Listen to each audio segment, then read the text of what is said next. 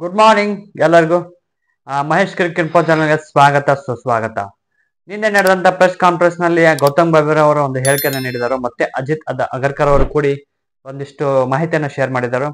ಗಿಲ್ ಅವರು 3 ಫಾರ್ಮೆಟ್ ನಲ್ಲಿ ಆಡ್ತಾರೆ ಅಂತ ಹೇಳಿದರು. ಮತ್ತೆ ಹಾರ್ದಿಕ್ ಪಾಂಡ್ಯ ಅವರು ಕ್ಯಾಪ್ಟನ್ಸಿ ಕಳೆದುಕೊಳ್ಳಕ್ಕೆ ಏನ್ ಕಾರಣ ಅಂದ್ರೆ ಅವರ ಫಿಟ್ನೆಸ್ ನ ಮುಂದಿನ ದಿನಗಳಲ್ಲಿ ಟೆಸ್ಟ್ ಮಾಡಿ ಅವರು ಕ್ಯಾಪ್ಟನ್ಸಿ ಕೊಡಬಹುದು ಬೇಡವಾ ಅಂತ ಚರ್ಚೆಯಲ್ಲಿ ನಿಲ್ತಾ ಇದೆ. ಅದು ಮತ್ತೆ ಕೊಹ್ಲಿ ಮತ್ತು ವಿರಾಟ್ ಕೊಹ್ಲಿ ಅವರು ಮುಂದಿನ 2027 ಒಡಿಯಾ ವರ್ಲ್ಡ್ ಕಪ್ ವರೆಗೂ ಅವ್ರಿಗೆ ಫಿಟ್ನೆಸ್ ಇದೆ. ಅವ್ರು ಇನ್ನು 2027 ವರ್ಲ್ಡ್ ಕಪ್ ನಂತರದ ದಿನಗಳಲ್ಲಿ ಆಡುವ ಕ್ಷಮತೆ ಇದೆ ಅಂತ ಗೌತಮ್ ಗಂಭೀರ್ ಅವರು ಹೇಳಿದ್ದಾರೆ.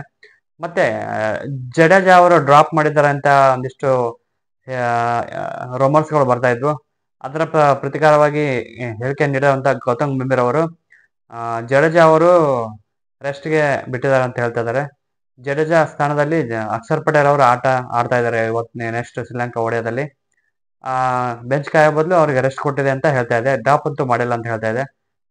ನಂತರದಲ್ಲಿ ನಿನ್ನೆ ನಡೆದಂತ ವನಿತೆಯರ ಅಂದ್ರೆ ವುಮೆನ್ಸ್ ಇಂಡಿಯಾ ಟೀಮ್ UAE ನಡುವಿನ ಮ್ಯಾಚ್ ನಲ್ಲಿ ಭಾರತ ತಂಡ ಭರ್ಜರಿ ಶುಭಾರಂಭ ಕಂಡಿದೆ. ಈ ನಡುವೆ ಭಾರತ ತಂಡ 2 ಮ್ಯಾಚ್ಗಳನ್ನು ಮೇಲೆ ಗೆದ್ದಿದೆ. ಪಾಕಿಸ್ತಾನ ಮತ್ತು UAE ತಂಡದ ಮೇಲೆ ಭರ್ಜರಿ ಆದಂತ ಜಯವನ್ನು ಗಳಿಸಿದೆ.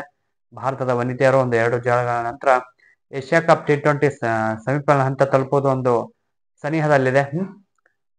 ನನ್ನ ಚಾನಲ್ ನೇಮ್ ಮಹೇಶ್ ಕಿನ್ಪೋ ಚಾನಲ್. ಎಲ್ಲರೂ ಸಬ್ಸ್ಕ್ರೈಬ್ ಮಾಡ್ಕೊಳ್ಳಿ, ಶೇರ್ ಮಾಡ್ಕೊಳ್ಳಿ, ಲೈಕ್ ಮಾಡಿ, ಕಮೆಂಟ್ ಮಾಡಿ, ಆಲ್ ನೋಟಿಫಿಕೇಶನ್ ಆನ್ ಮಾಡೋದನ್ನ ಮರಿಬೇಡಿ.